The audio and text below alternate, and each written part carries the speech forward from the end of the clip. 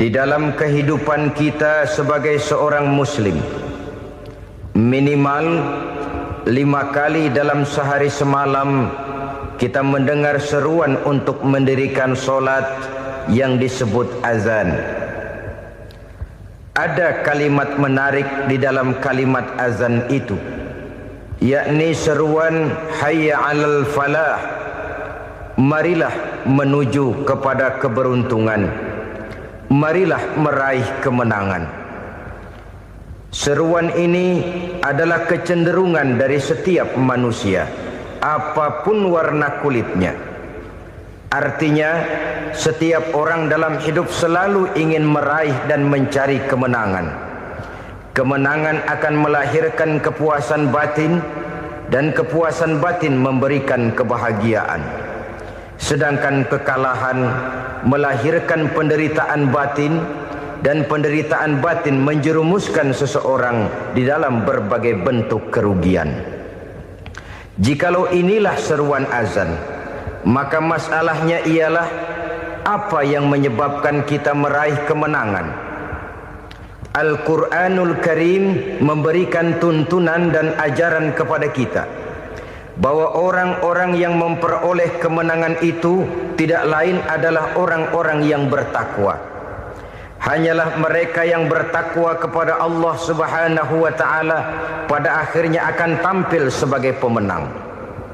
Lalu siapa orang yang bertakwa itu? Dijelaskan dalam awal-awal Al-Baqarah, orang yang bertakwa yang akan meraih kemenangan. Pertama, allazina yu'minuna bil ghaib, yaitu orang-orang yang beriman kepada yang gaib, percaya bahwa ada alam yang gaib, alam yang abstrak, alam yang tidak bisa dijangkau oleh salah satu daripada panca indera kita. Mereka percaya dan beriman kepada adanya malaikat, beriman kepada adanya iblis dan jin, beriman kepada adanya alam kubur, beriman kepada adanya alam mahsyar, beriman kepada adanya alam akhirat, beriman kepada adanya surga dan neraka. Beriman bukan cuma sekedar beriman dalam ucapan bibir saja, tetapi beriman yang nilai iman itu mampu mewarnai gerak dan gaya hidupnya. Iman yang meresap sampai ke tulang sumsum, kemudian memberikan dampak positif di dalam kehidupan manusia. Alam, kita tahu, adalah sesuatu yang selain Allah, dan Allah bukanlah alam. Apapun namanya selain daripada Allah, itu adalah alam. Alam pada hakikatnya terbagi menjadi dua. Ada alam syahadah, alam nyata, alam konkret, alam yang bisa dijangkau oleh salah satu indera kita. Kemudian ada alam ghaib, alam yang tidak bisa dijangkau oleh panca indera kita, alam metafisika, alam abstrak, alam yang wajib kita imani keberadaannya. Kita percaya bahwa malaikat itu ada, kita percaya kepada jin, bahwa jin itu ada, kita percaya kepada adanya iblis dan setan. Bukan percaya kepada iblis dan setannya, percaya bahwa iblis dan setan itu ada. Itu termasuk salah satu daripada sifat orang yang bertakwa kepada Allah. Saudara-saudara kaum muslimin rahimakumullah, kecenderungan pembangunan yang lebih bersifat materialistis biasanya menggeser aspek kehidupan rohani. Orang berpikir empiri, dan dalam pola pikir yang demikian, maka alam gaib tidak lagi mendapat perhatian. Aspek kehidupan yang bersifat rohaniah malah mulai ditinggalkan. Akibatnya terjadilah kepincangan di dalam kehidupan kita. Pernah ada satu pengalaman pribadi dalam perjalanan kembali ke tanah air. Dalam pesawat di sebelah kanan saya duduklah seorang Jerman, namanya Heiner Simonsen. Iseng saya ajak kenalan, saya ajak ngobrol, saya tanya dia. Saya bilang, Mas Henner ini. Kalau pesawat yang kita tumpangi ini jatuh ke bawah, kira-kira apa yang bakal terjadi, Mas? Dia bilang, kita semua akan mati. Begitu? Iya. Oke. Apa itu mati? Tanya saya. Dia bilang, untuk tahu apa itu mati, kita harus tahu lebih dahulu apa itu hidup. Saya pikir nih bule bisa ngomong juga. Baiklah kata saya. Apa hidup menurut Anda itu? Oh, hidup itu dia bilang, kalau seluruh anggota badan kita bekerja secara normal, paru-paru memompa darah secara normal, jantung berdetak secara normal, sel-sel tubuh bekerja secara fit, dan organisme tubuh hanya mau bekerja secara normal, dia bilang, kalau kita memberi makan yang cukup, menu yang teratur, dan gizi yang lengkap. Saya bilang, kesimpulannya apa, Ner?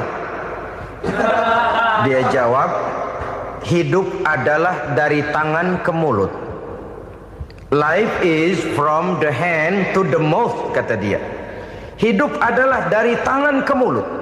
Jadi masalah hidup tidak lebih daripada masalah isi perut. Orang pergi pagi, pulang sore, peras keringat, banting tulang, perut yang dibelain. Saya bilang, you are wrong. Sampean salah, Ner. Kamu orang Islam bukan? Bukan. Pantas. Kenapa saya salah? Dia bilang, ya jelas salah. Salahnya di mana? Kamu ini manusia. Kalau hidup cuma dari tangan ke mulut, saya bilang, kambing di kampung saya juga begitu pikirannya, Ner. Itu kambing di kampung saya, asal perutnya kenyang, sudah hidup dia. Perkara besok bagaimana, lusa prospeknya macam mana, bulan depan ada apa, kambing nggak pernah mikir. Di kampung saya kambing juga pikirannya begitu. Kamu Kristen ya? Tadinya. Loh kok tadinya, lalu apa sekarang kamu ini? Dia bilang, sekarang saya netral. Saya tidak beragama, tapi saya percaya kepada Tuhan sebagai pencipta alam. Saya ingat benar dia bilang, I haven't any religious, but I believe to God as the creator of the world. Kenapa bisa netral begitu, Ner? Habis saya bingung katanya. Islam bilang Islam baik, Kristen bilang Kristen baik, Hindu Buddha bilang Hindu Buddha baik, semua agama baik. Saya netral sekalian, nggak beragama. Yang penting saya percaya kepada Tuhan. Saya bilang, Ner, kamu ini kayak orang mau beli celana, lalu bingung. Yang satu bilang Levi's bagus, yang satu bilang Blue Jean hebat, yang satu bilang Wool England hebat. Celana ini hebat, celana itu bagus, celana ini hebat, semua celana bagus, kamu bingung. Akhirnya netral, tidak pakai celana. Itu juga salah. Saya pikir-pikir, kemudian saya melihat bahwa dua pola berpikir Henner ini nampaknya sudah mulai menggejala di lingkungan masyarakat bangsa kita. Disadari atau tidak, secara jujur kita harus berkata, dua pola pemikiran Henner ini mulai berkembang di tengah masyarakat bangsa kita. Pertama, pola pikir materialisme. Hidup adalah dari tangan ke mulut. Masalah hidup tidak lebih masalah isi perut. Itu yang perlu dibela, dan disitulah arti kehidupan. Pergi pagi, pulang sore, peras keringat, banting tulang untuk mempertahankan perut. Kalau sudah kemari cara orang berpikir, maka buat apa percaya kepada yang gaib? Untuk apa sholat? Untuk apa puasa? Untuk apa zakat? Untuk apa menghadiri majelis taklim? Tanpa kepercayaan kepada yang gaib, hidup berjalan menurut alur empiris dan materialis. Kalau sudah ke sana cara orang berpikir, biasanya orang lalu cenderung menghalalkan segala cara. Hanyalah orang yang percaya bahwa akhirat ada, hanyalah orang yang percaya bahwa alam kubur itu ada, hanyalah orang yang percaya bahwa malaikat itu ada, hidupnya akan lebih terarah dan terkendali.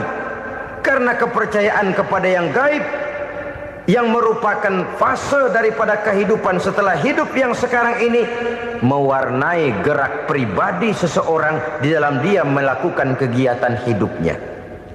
Pola berpikir materialisme, disadari atau tidak, mulai menggejala di lingkungan masyarakat bangsa kita. Hidup tidak lebih dari urusan tangan ke mulut, mulut ke tangan, tangan ke mulut. Asal perut sudah kenyang, hiduplah sudah. Perkara bagaimana prospek hari yang akan datang, bagaimana akhirat, tidak jadi persoalan. Ini yang oleh Nabi diperingatkan, ad-dunya sijnul mu'min wa jannatul kafir. Dunia adalah penjara bagi orang beriman dan surga bagi orang kafir. Dulu di zaman Belanda hadis ini pernah disalah tafsirkan, disalah artikan, digunakan sebagai senjata untuk mengkebiri dan membuat impoten umat Islam. Sudahlah, umat Islam gak usah macam-macam, kata Belanda. Dunia ini kan penjara buat orang Islam, surga buat orang kafir. Di penjara jangan bertingkah.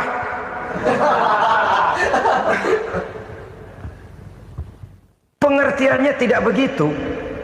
Dunia adalah penjara bagi orang mukmin. Artinya dalam kehidupan dunia seorang mukmin tidak bebas memperturutkan hawa nafsunya.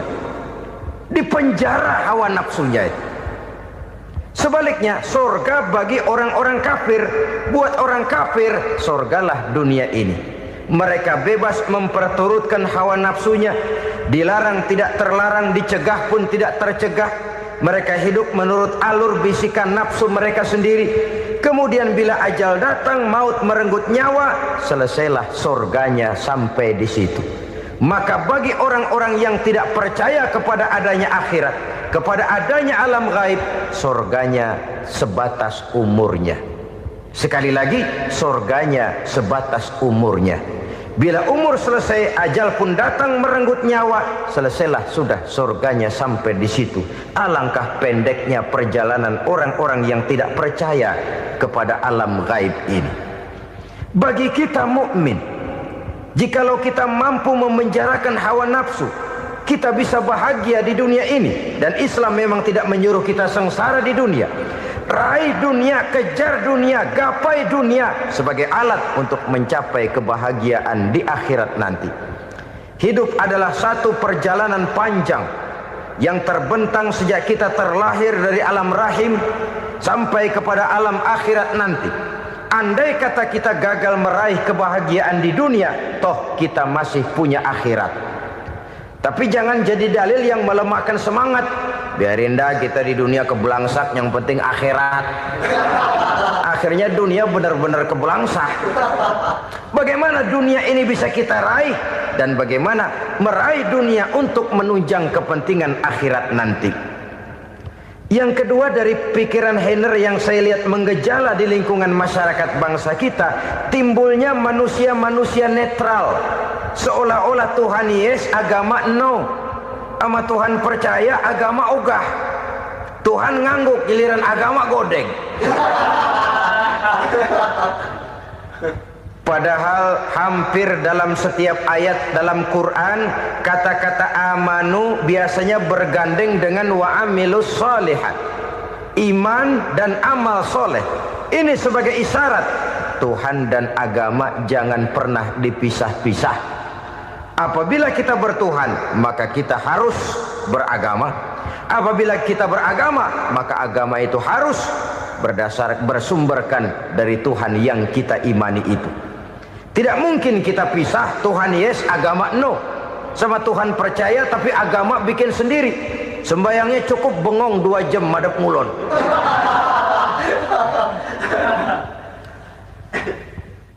Saudara-saudara kaum muslimin rahimakumullah.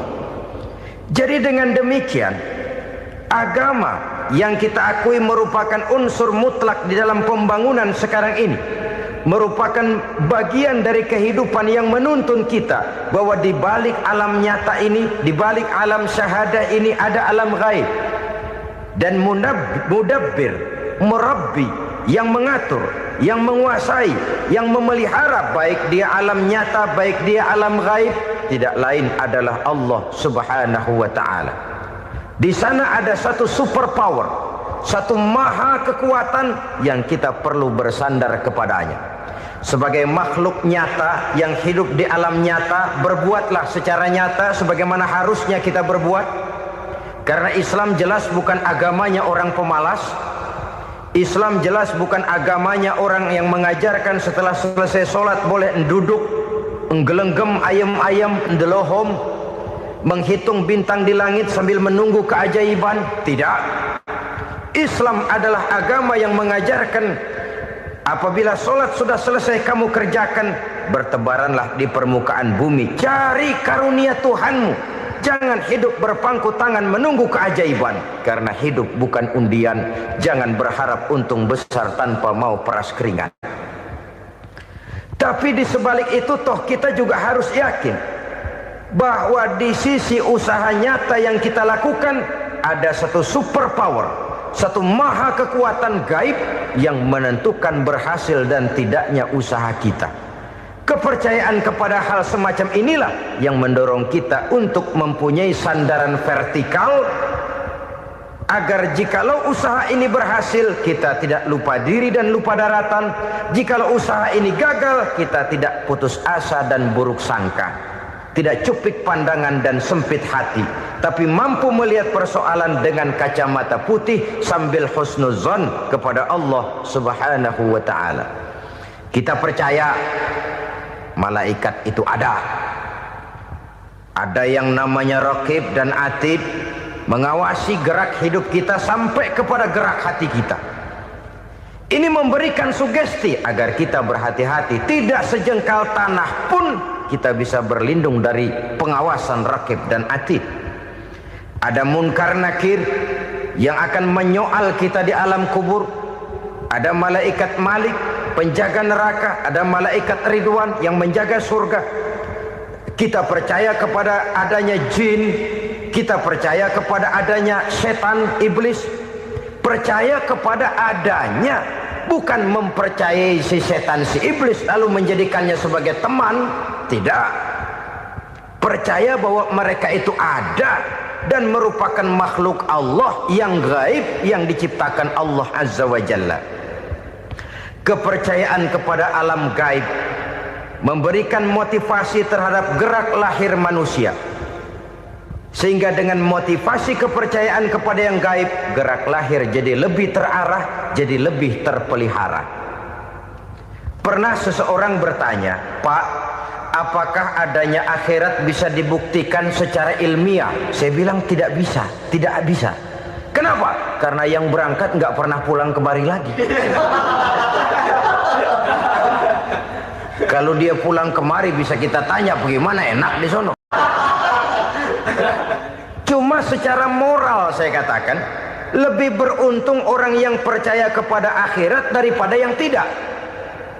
Sekarang saudara percaya akhirat ada, lalu saudara baik-baik di dunia, sholat, puasa, zakat, menolong orang lain, menebarkan kebajikan. Saudara mati, andai kata akhirat tidak ada, toh dalam hidup saudara sudah berbuat baik. Paling tidak nama saudara akan dikenang sebagai orang baik. Sebaliknya, saudara percaya, kata saya, bahwa akhirat tidak ada, lalu hidup semau-maunya, tenggelam dalam maksiat dan munkarat, menentang Allah, tidak mau ruku dan sujud. Lalu saudara mati, kemudian akhirat ada. Ayo, mau apa? Bekal tidak punya. Jadi secara moral lebih beruntung orang yang percaya kepada adanya akhirat daripada yang tidak percaya. Dan itu alam gaib yang tidak bisa dibuktikan secara eksat. Jangankan untuk membuktikan seperti itu, dalam kehidupan sehari-hari saja yang kita rasakan tidak selalu berbentuk toh. Angin, bagaimana sih bentuknya angin? Kita tidak tahu. Merah, buktinya kalau dikerok merah. Yang merah itu kulit, yang kulit kita bukan anginnya. Sakit, rasa sakit itu ada, tapi bagaimana bentuk sakit kita nggak pernah tahu. Kalau kita makan cabai pedas, bagaimana bentuk pedas itu tidak ada, tapi rasa ada. Bentuk pedas hijau, cabenya bukan pedasnya. Tidak semua yang kita rasakan bisa kita gambarkan dalam bentuk yang konkret. Oleh karena itu, sekali lagi bahwa kepercayaan kepada alam yang gaib mampu memberikan satu sugesti yang menata kehidupan seseorang lebih lurus, lebih terarah, dan lebih terkendali. Maka wajar kalau kepercayaan kepada yang gaib mengantarkan seseorang untuk meraih kemenangan. Kenapa? Dia percaya kepada yang gaib, bahwa akhirat ada, bahwa alam kubur ada, bahwa pertanggungan jawab itu ada. Maka dia lalu tidak hidup saenae udele dewe, itu loh. Tidak hidup menurut seleranya sendiri, terarah, teratur. Ini cirinya yang pertama. Orang bertakwa yang akan meraih kemenangan, mereka beriman, mereka percaya kepada yang gaib. Bahkan hal-hal konkret saja selalu berangkat dari yang gaib. Saudara-saudara, para remaja, para pemuda sekarang ini tidak pernah tahu toh siapa yang akan jadi teman hidup saudara. Kita bisa saja ngerancang, mentargetkan, tapi toh akhirnya yang namanya jodoh bukan kekuasaan kita. Rezeki di luar kemampuan kita. Begitu juga ajal, maut, jodoh, ajal adalah contoh-contoh konkret bahwa pada akhirnya yang gaiblah yang menentukan. Bertahun-tahun ngelancong, emang jodoh seret, nggak jadi.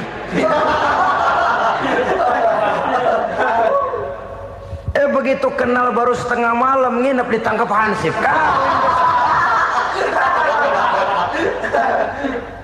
Hal-hal semacam itu kadang-kadang kita berpikir suuzon, gilet, perempuannya cakep banget, lakinya rebek amat. Memang begitulah jodohnya. Memang begitulah jodohnya. Saudara hadirin ma'asyiral muslimin yang saya hormati, jadi hal-hal yang konkret saja kita yakini sepenuhnya ditentukan oleh satu superpower yang gaib itu tadi. Dari sanalah segala ketentuan itu berangkat dan kesanalah segalanya akan kembali. Maka kepercayaan kepada yang gaib meluruskan gerak hidup seseorang dan itu akan mengantarkan dia kepada meraih kemenangan. Satu. Yang kedua, wa yuqimuna shalah. Orang bertakwa yang akan meraih kemenangan itu adalah orang-orang yang mendirikan sholat.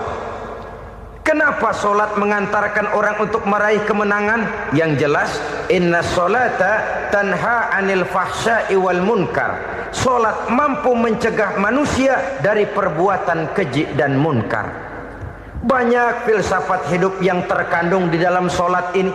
Sejak kita wudhu sampai kita menghadap ke arah kiblat, sampai kita melakukan gerak-gerak sholat, bacaan-bacaan yang ada di dalam sholat, lalu sampai kepada mengucapkan salam. Banyak filsafat hidup yang terkandung di dalam sholat. Umpamanya saja, setelah takbiratul ihram mulai kita dengan sholat dalam posisi berdiri, diajarkan dalam kitab-kitab fikih agar kita melihat ke arah tempat sujud. Ini kan filsafat kehidupan. Kalau kamu sholat dalam posisi berdiri, lihat tempat sujud. Jangan sholat mata jelalatan, sebab nanti bisa mengurangi kekhusyuan. Jadi wajar kalau yang dikatakan bahwa yang paling afdol adalah shaf yang di depan. Kenapa? Secara harfiah pengertiannya akan lebih mengundang kekhusyuan. Kenapa? Kalau kita di shaf paling depan di masjid umpamanya paling banter kita lihat tembok. Tapi kalau kita shaf di tengah atau di belakang, orang-orang di depan kita pun akan kelihatan. Yang bajunya loreng, yang bajunya genggang, yang bajunya macam-macam. Kita lihat, kadang-kadang kita pikirin, ada yang bajunya bolong. Kita sholat tapi dalam hati, nih orang bajunya robek yang nggak tahu apa. Ada saja hal-hal yang mengusik kekhusyuan kita. Oleh sebab itu diajarkan dalam posisi berdiri, lihat, arahkan pandangan matamu kepada tempat sujud. Ini kan filsafat kehidupan. Maksudnya apa? Kalau lagi diri lihat dong tempat sujud. Kalau udah di atas ingat dong sama yang bawah. Kalau sudah tinggi, ingat dong dari mana kamu berangkat. Kalau sudah berkuasa, bantu dong yang lemah. Kalau sudah kaya, santuni dong yang miskin. Kalau sudah alim, bimbing dong yang awam. Ini filsafat kehidupan. Dalam posisi berdiri, kau lihat tempat sujud. Ini akan melahirkan kepekaan sosial, di mana seseorang mau tahu kepada orang lainnya.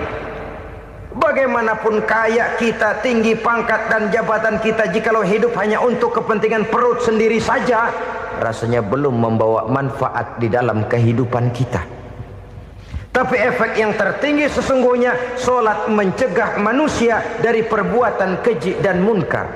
Perbuatan keji dan munkar, walaupun kelihatannya mendatangkan uang, membawa keuntungan, tapi itu keuntungan semu, keuntungan sementara. Dengan menipu orang lain kita bisa dapat untung, tapi tidak membawa berkah. Dan itu adalah kerugian besar dalam kehidupan kita.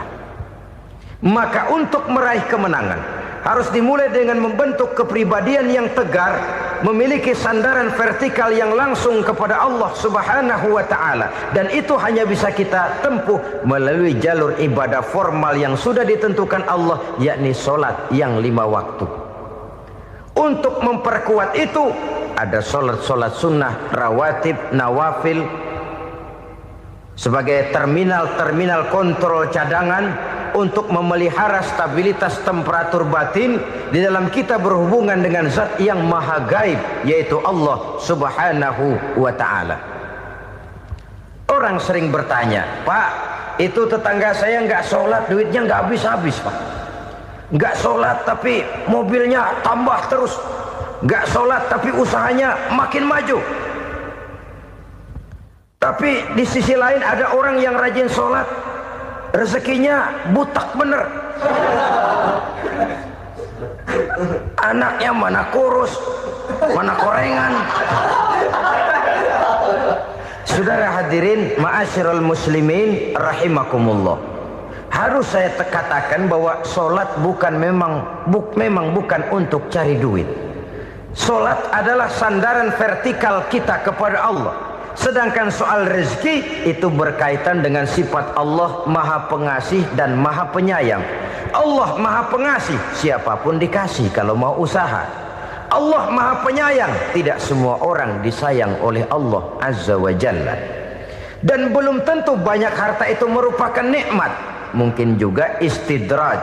Artinya istidraj itu dikasih tapi diambulin, kalau bahasa Betawinya itu. Dikasih tapi diambulin, itu bukan merupakan nikmat sesungguhnya, lebih merupakan azab dari Allah Subhanahu wa ta'ala.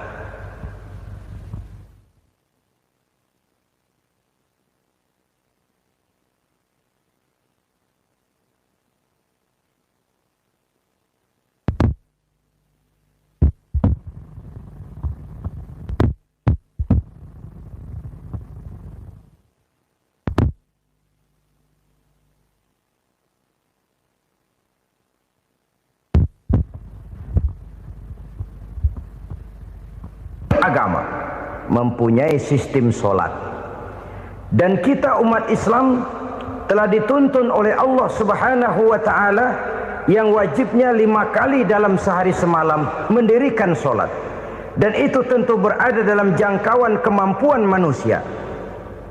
Pada awalnya barangkali kita memang merasa solat itu satu kewajiban, tapi semakin kita hayati makna, manfaat dan filsafat yang terkandung di dalam ajaran solat, semakin sampai kita kepada keyakinan bahwa solat adalah keperluan kita.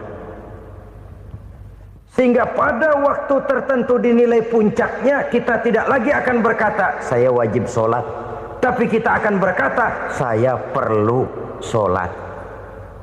Kalau kita sudah merasakan itu adalah keperluan kita, nah di sanalah kita baru akan merasakan ruginya kalau hal itu tidak kita laksanakan. Sepanjang kita masih berkata saya wajib sholat, kita akan lebih merasakan dia sebagai beban ketimbang sebagai keperluan. Yang jelas Allah tidak memerlukan ibadah yang kita laksanakan ini. Dengan kata lain, Andai kata satu dunia penuh ini orang tidak ada yang sholat satu pun, Allah tidak akan turun dari jabatan Tuhan. Jangan lalu berpikir kalau kita ngambek se-RW kagak sembahyang Tuhan tekor kali ini ya. Tentu tidak. Itu perlunya kita, bukan perlunya Allah. Dan pada induknya kita akan berkata, saya perlu agama. Kalau secara induk kita sudah memerlukan agama, maka konsep-konsep yang ada di dalam ajaran agama itu pun adalah juga merupakan keperluan kita. Baik dia bernama sholat, baik dia bernama puasa, baik dia bernama zakat, baik dia bernama haji, seluruhnya adalah keperluan kita. Dan sesuatu yang kita perlukan apabila tidak kita laksanakan akan melahirkan kerugian di dalam kehidupan. Jangan heran kalau kita membaca riwayat perjalanan hidup para salafus soleh, orang-orang soleh. Ada yang tahajud sampai 100 rakaat, ada yang sholat malam kakinya sampai bengkak. Kita sekalinya bengkak biri-biri. Ada yang sholat membaca surah dalam Al-Quran sampai khotam Quran. Kok mau? Mereka sudah merasakan itu keperluan. Itu saja soalnya. Satu saat pun jikalau kita merasa bahwa itu keperluan saya, kita pun akan melaksanakan seperti itu. Keperluan saya dalam kehidupan. Inilah yang kedua. Yang ketiga, orang bertakwa yang akan meraih kemenangan itu, wa mimma razaqnahum yunfikun. Mereka membelanjakan sebagian daripada rezeki yang diberikan Allah kepada mereka. Mereka infakkan di jalan Allah. Ada satu dialog menarik. Satu hari seorang anak muda bertemu dengan seorang kakek-kakek yang sudah dikenalnya baik. Bertanyalah anak muda ini, "Kek, umur kakek berapa tahun?" 15 tahun, kata si kakek. "Anak kakek berapa orang?" 1. "Harta kakek berapa banyak?" 15 juta. Si anak muda ini bengong. Lalu protes, "Kok kakek bohongin saya?" "Kenapa?" "Saya tahu umur kakek 70 tahun. Kenapa ngaku 15? Saya tahu anak kakek 5. Kenapa bilang 1? Saya tahu kakek miliuner, miliaran uang kakek. Kenapa ngaku cuma 15 juta? Begini, kata si kakek tadi. Benar, umur saya 70 tahun. Tapi dari umur yang 70 tahun itu baru 15 tahun terakhir ini saya merasakan ibadah kepada Allah. Meninggalkan maksiat, jauh dari segala macam munkarat. Maka yang 15 tahun inilah yang benar-benar saya rasakan sebagai umur saya. Benar anak saya 5, tapi yang 4 susah diatur. Cuman 1 rasanya nih yang bakal jadi si buah hati belahan jantung pelanjut cerita penerus sejarah. Cuma 1 ini yang saya harapkan, yang akan jadi anak soleh, yang akan membuat saya menerima pensiunan pahala. Kalau yang 4 apek dah, nggak ada harapan. Yang 1 nyekek botol melulu. Oh begitu, iya. Lalu kenapa kakek bilang harta kakek cuma 15 juta padahal saya tahu kakek uangnya miliaran, depositonya banyak? Ya karena 15 juta itulah yang saya ingat yang pernah saya belanjakan di jalan Allah. Saya merasa itulah harta saya yang sebenarnya. Yang miliaran yang saya simpan di bank kelak kalau satu saat saya mati akan jadi rebutan di antara anak-anak saya. Iya kalau anak saya soleh kayak yang 1 ini. Kalau yang 4 tadi udah tulen dia bakal berantem dah berebut tuh. Jadi 15 juta yang saya belanjakan di jalan Allah inilah yang saya merasakan benar-benar harta saya yang sesungguhnya. Dialog ini patut menjadi bahan renungan kita bersama. Diberikan kita umur 40, 50, 60, 70, 80. Berapa tahun dari umur yang diberikan itu yang jalan mulus, yang kita gunakan untuk melaksanakan ibadah? Banyak harta kita simpan di bank, di lemari, di dompet, di tas. Tapi berapa yang sudah kita depositokan di jalan Allah yang akan menemani kita di hari kita kembali nanti? Maka orang bertakwa yang akan meraih kemenangan, wa mimma razaqnahum yunfikun, mereka membelanjakan sebagian dari rezeki yang diberikan Allah di jalan Allah Subhanahu wa ta'ala. Ma'asyiral muslimin rahimakumullah, zahirnya memang kita memberikan kepada orang lain, tapi hakikatnya kita menyimpan untuk diri kita sendiri. Kita memberikan kepada yatim piatu 25.000, zahirnya kita memberikan si yatim, hakikatnya kan kita cuma nyimpan. Saya berikan, titip kepadamu, ini untuk saya di akhirat. Kau boleh belikan baju, kau boleh belikan untukmu makan, kau boleh bayarkan sekolahmu. Ini untuk saya. Hakikatnya kita nyumbang masjid 1 juta, zahirnya kita berikan kepada panitia masjid, tapi hakikatnya kan cuma titip. Titip 1 juta ya, untuk saya di alam kubur nanti. Silahkan kau boleh belikan semen, ini uang, belikan besi, belikan pasir. Saya cuma sekedar titip untuk kepentingan saya. Hakikatnya kita cuma sekedar menitip. Sebagaimanapun pada hakikatnya, apapun yang kita miliki dalam kehidupan kan cuma sekedar hak guna pakai, bukan hak milik mutlak. Harta kita, rumah kita, kendaraan kita, kebun kita, pabrik kita, hak guna pakai saja. Hak milik mutlak cuma untuk Allah Subhanahu wa ta'ala. Saudara-saudara kaum muslimin rahimakumullah, ini yang ketiga. Kemudian yang keempat, orang-orang bertakwa yang akan meraih kemenangan,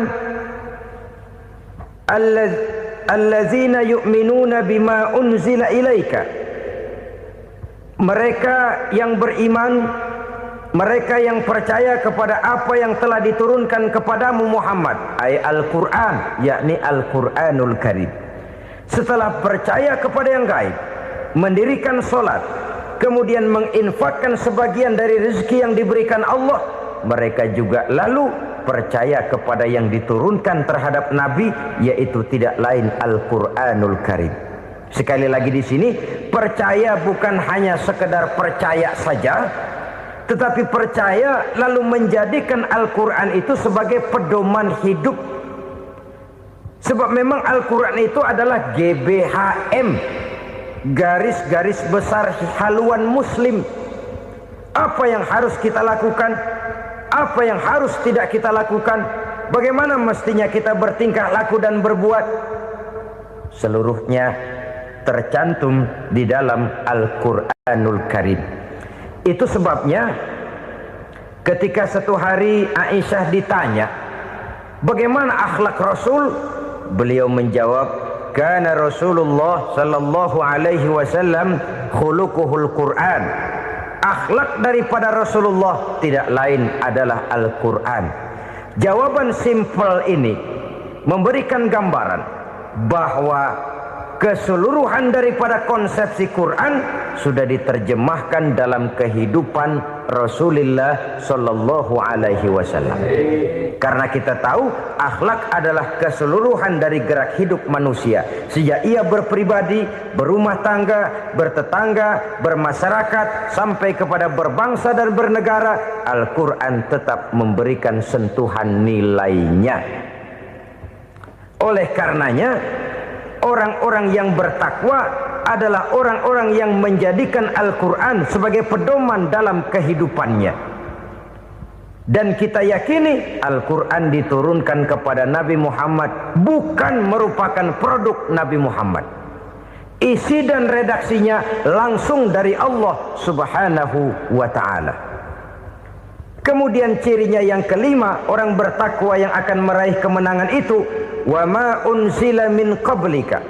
Tidak hanya sekedar percaya kepada yang diturunkan terhadap Nabi Muhammad, yaitu Al-Quran, mereka juga percaya kepada apa yang pernah diturunkan kepada para nabi, kepada para rasul sebelum Nabi Muhammad.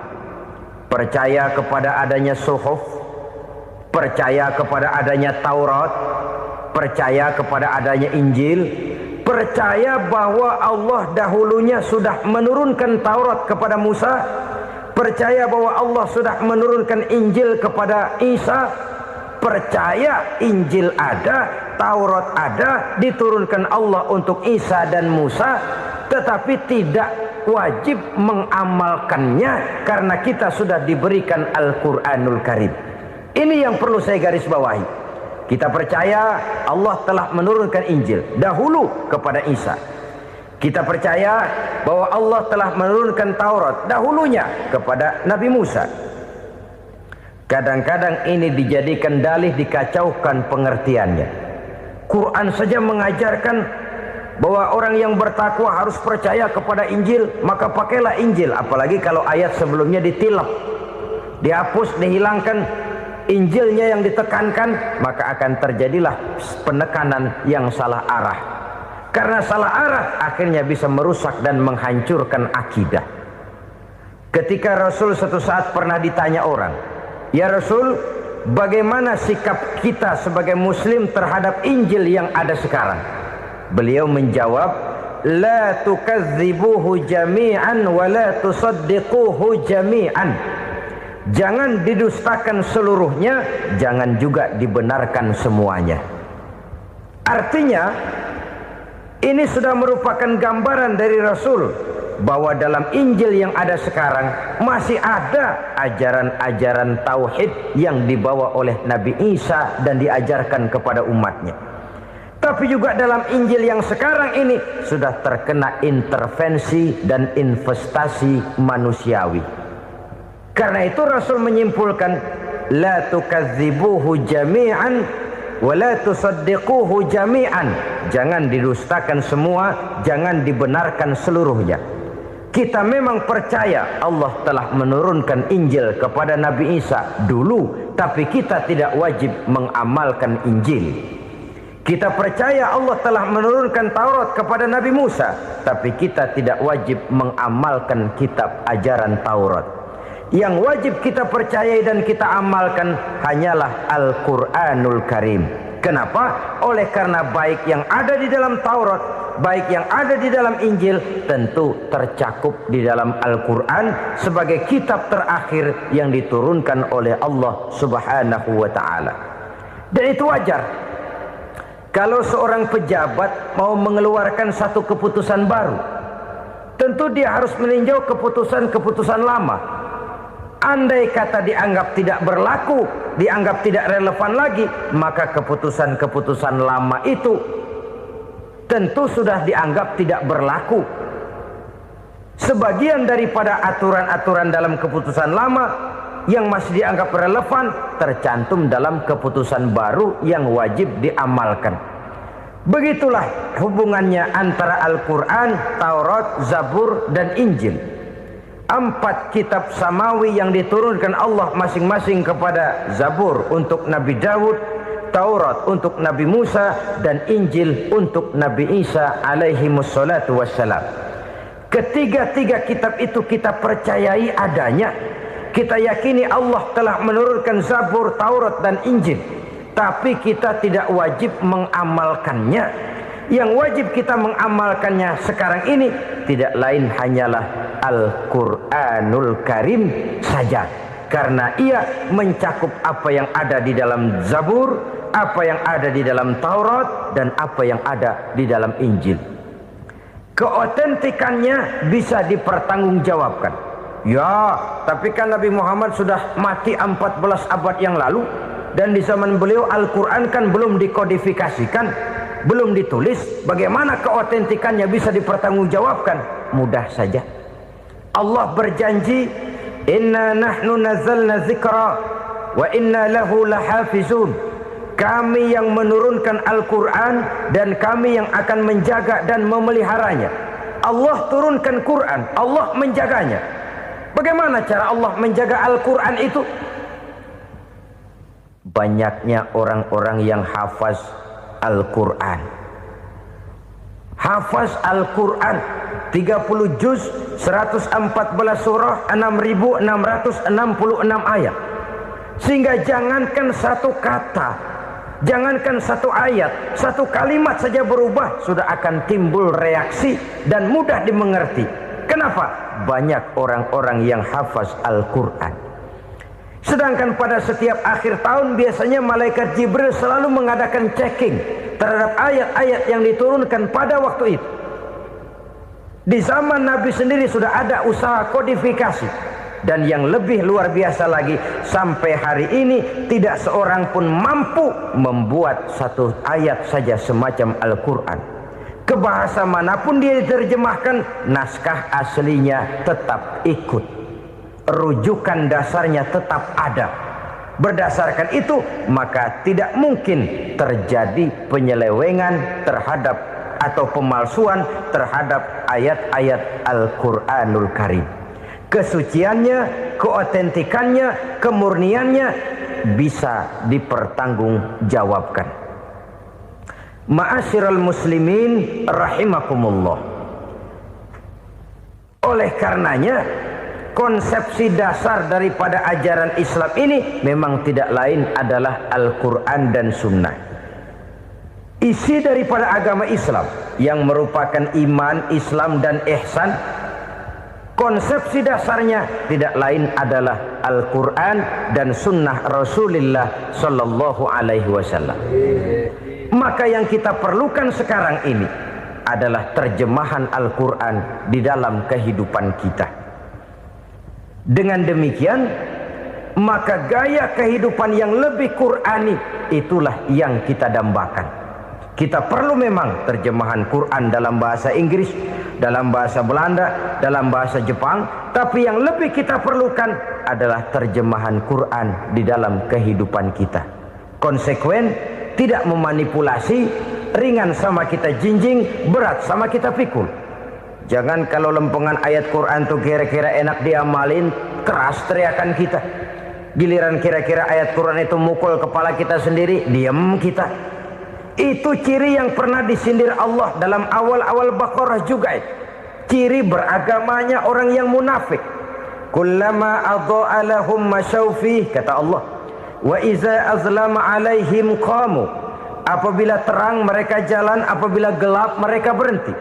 Artinya, kalau kira-kira di Islam nguntungin, rame-rame pada teriak Islam.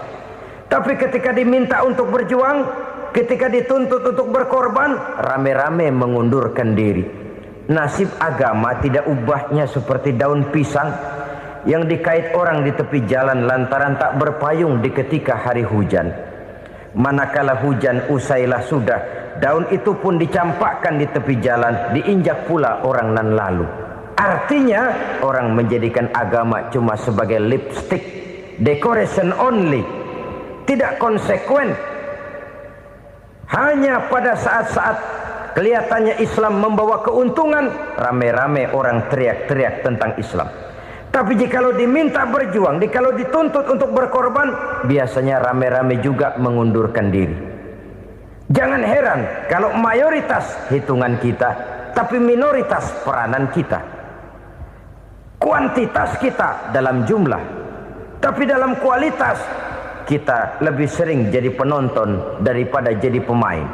Padahal itu sangat tidak boleh terjadi. Umat Islam di Indonesia harus bangkit. Umat Islam di Indonesia harus sadar akan keberadaannya. Tidak boleh hanya jadi penonton berpangku tangan. Karena memang agama kita juga mengajarkan untuk konsekuen di dalam menjabarkan ajaran-ajaran daripada agama kita. Kita sering jatuh menjadi umat yang lemah oleh karena kita ini tidak pandai menggalang kebersamaan yang diakibatkan tidak konsekuennya kita. Diistilahkan bahwa umat Islam di dalam menggalang kebersamaannya itu harus seperti orang main sepak bola. Saudara-saudara kan tahu orang main sepak bola itu. Orang main sepak bola, kalau pertandingan belum dimulai sih silakan saja kumpul di luar lapangan, atur strategi yang baik. Tapi kalau pertandingan sudah dimulai, turun ke lapangan hijau, jangan kumpul terus. Ada sepak bola gotong royong, mundur-mundur rame-rame, depan ke depan kumpul melulu mainnya. Kalah. Orang main sepak bola itu ya harus ada penyerang tengah, harus ada penjaga gawang, harus ada strikernya, harus ada kiri luarnya, kanan dalamnya yang jadi backnya. Posisi boleh bermacam-macam, tapi yang penting saling ngoper untuk menggolkan gawang lawan. Begitulah umat Islam ini. Boleh ada yang jadi pejabat, boleh ada yang jadi pengusaha, boleh ada yang jadi petani, silakan ada yang jadi seniman, ada yang jadi penyair, ada yang jadi artis sekalipun. Tapi kalau sudah berhasil menguasai bola, jangan lupa operannya. Operan itu yang langka. Kita ini muslim kadang-kadang kalau sudah memegang menguasai bola, kalau belum mau mampus, belum mau ngoper. Nanti kalau sudah nggak punya bola, baru mau ngoper. Kalau sudah dengar-dengar mau dekat pensiun, baru mau jihad, baru mau berjuang, baru mau ngurus pesantren. Tanda tangan sudah tidak laku, memo sudah tidak dihargai, baru mau berjuang. Kemarin kemana, Mas?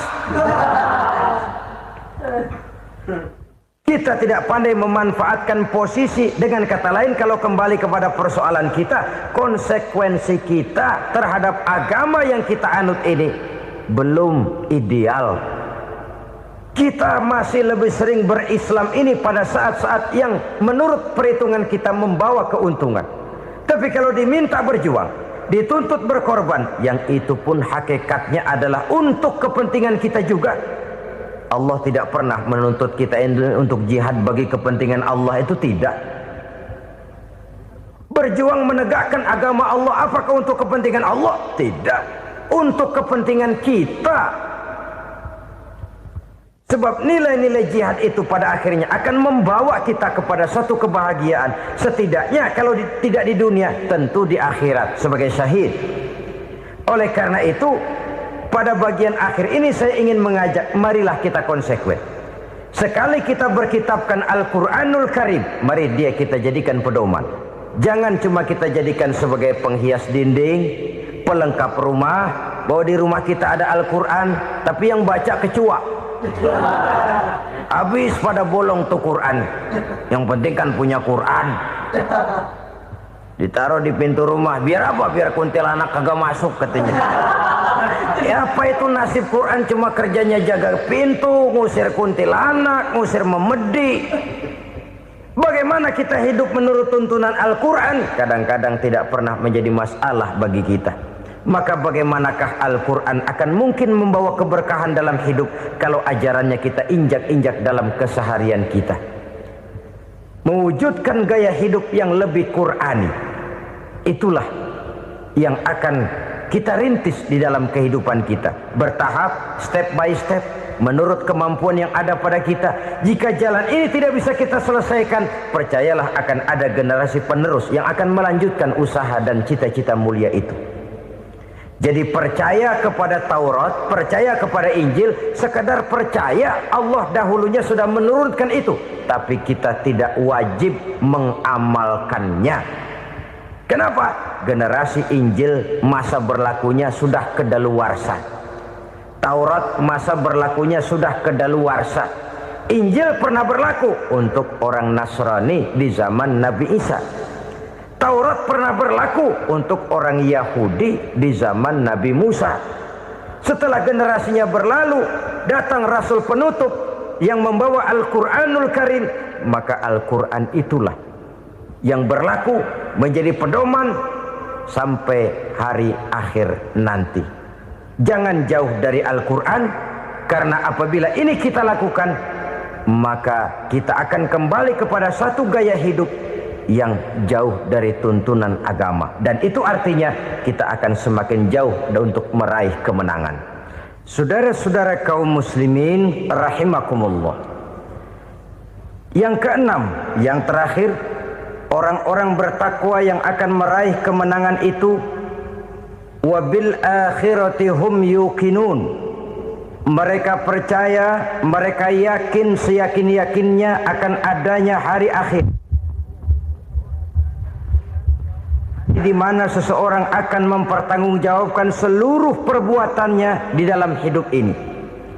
Dan tidak ada satu perbuatan yang bagaimana kecilnya sekalipun, yang tersembunyi dalam pandangan manusia, yang tidak akan dibukakan persoalannya di mahkamah Qadi Rabbul Jalil di akhirat nanti. Itulah sebabnya maka percaya kepada akhirat disebut secara khusus. Padahal di awal tadi sudah dijelaskan yu'minuna bil ghaib, percaya kepada alam gaib, dan alam gaib ini termasuk akhirat. Kenapa pada bagian akhir disebut lagi akhirat? Karena ternyata bahwa kepercayaan kepada adanya akhirat merupakan induk dari kepercayaan terhadap adanya malaikat, setan, jin dan lain sebagainya, dan akan lebih memberikan sugesti dalam kehidupan manusia untuk meluruskan gerak hidupnya. Jikalau satu saat tergerak hati akan berbuat kejahatan, ingin mencuri, sadarlah, awas ada akhirat. Sebab kalau kita cuma teriak awas ada polisi, itu cuma tertunda sementara. Begitu polisi meleng, embat. Kalau kita ingin berbuat jahat cuma berteriak awas ada hansip, cuma sementara ketika hansip itu ada. Tapi kalau ceritanya awas ada akhirat, mau menyeleweng awas ada akhirat, mau berjudi awas ada akhirat, mau mencuri awas ada akhirat. Keyakinan yang akan meluruskan gerak hidup manusia sehingga gerak itu jadi lebih terarah dan terkontrol, tidak merugikan baik diri sendiri, lebih-lebih orang lain.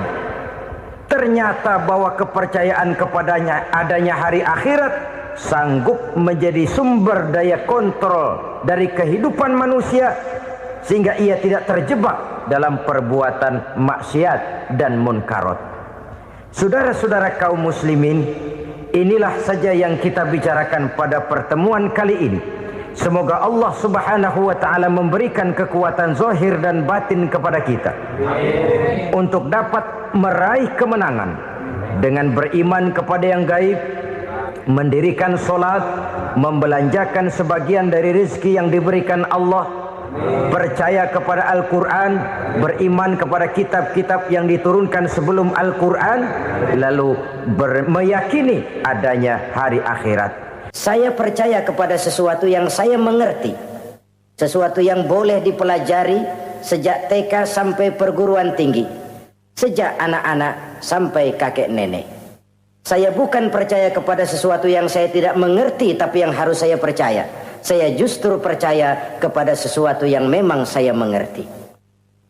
Saudara-saudara, demikianlah bahwa Tuhan dalam Islam adalah Tuhan yang terbuka, rasional, boleh dipelajari sejak kakek-kakek sampai anak-anak, sejak TK sampai kepada perguruan tinggi. Lalu yang kedua, masih menurut kata dia, saya adalah pengagum Amerika, dia bilang.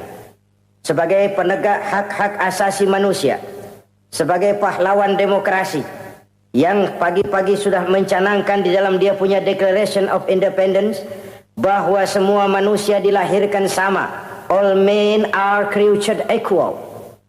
Saya kagum dengan itu.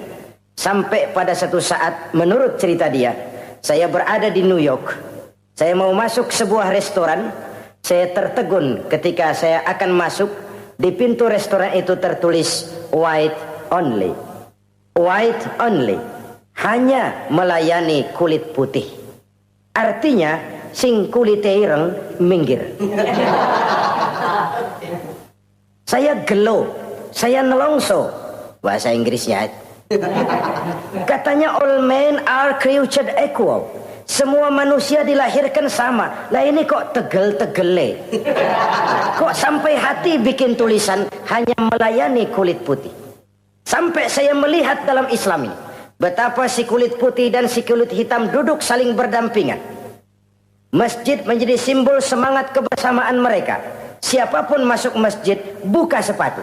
Di sana mereka menghadap ke arah yang sama, menyembah Allah Tuhan yang sama, mengikuti cara Rasul yang sama, melakukan gerak yang sama, membaca bacaan yang sama, dengan bahasa yang sama. Persaudaraan seperti inilah yang lama saya dambakan. Ini kenapa saya memilih Islam.